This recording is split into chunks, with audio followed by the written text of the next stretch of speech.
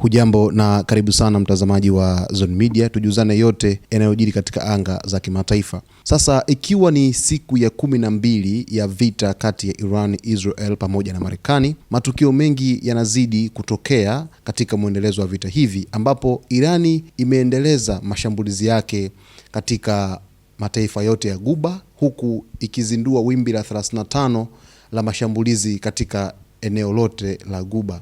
Taarifa inaeleza kwamba mvutano wa kijeshi katika eneo la Ghuba unaendelea kuongezeka baada ya Iran kutangaza kuwa imeanzisha wimbi la 35 la operesheni zake za kijeshi dhidi ya malengo mbalimbali katika ukanda huo. Kwa mujibu wa taarifa hizo, makombora yaliyokuwa yakielekea nchini Qatar yalizuiwa na mifumo ya ulinzi wa anga saa chache zilizopita, hali iliyoonyesha kuongezeka kwa mashambulizi katika eneo hilo. Nchini Saudi Arabia, jeshi lilifanikiwa kuangusha makombora yaliyokuwa yakilenga kambi yake ya kijeshi ya anga pamoja na ndege zisizo na rubani zilizokuwa zikielekezwa kwenye moja ya visima vikubwa vya mafuta vya nchi hiyo. Nayo Umoja wa Falme za Kiarabu UAE imesema mapema leo asubuhi kuwa ilikuwa inakabiliana na mashambulizi ya makombora mengi, huku Bahrain ikiwaonya wakazi wake kutafuta hifadhi salama kufuatia hatari ya mashambulizi zaidi.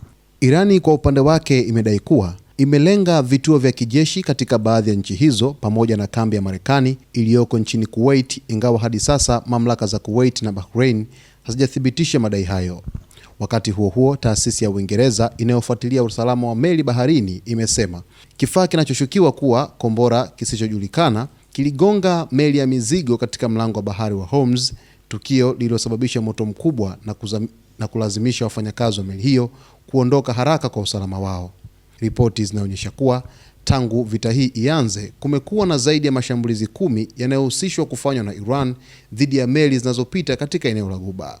Marekani imeeleza kuwa ina wasiwasi Iran inaweza kuanza kuweka mabomu ya baharini katika mlango wa Hormuz, njia muhimu ya usafirishaji wa mafuta duniani. Kutokana na hofu hiyo, jeshi la Marekani limeshambulia boti 16 zinazoshukiwa kutumika kuweka mabomu hayo karibu na njia hiyo muhimu ya bahari.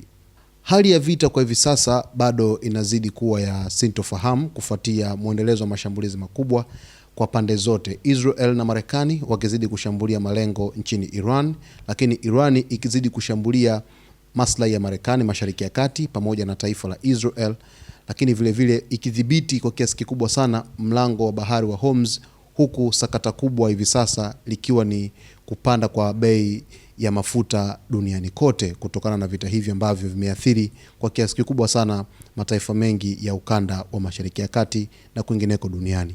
Basi kwa taarifa zaidi, mtazamaji wetu, endelea kuwa nasi hapa. Leo hii utakwenda kufahamu yote yanayojiri huko katika ukanda wa Mashariki ya Kati na maeneo mengine duniani.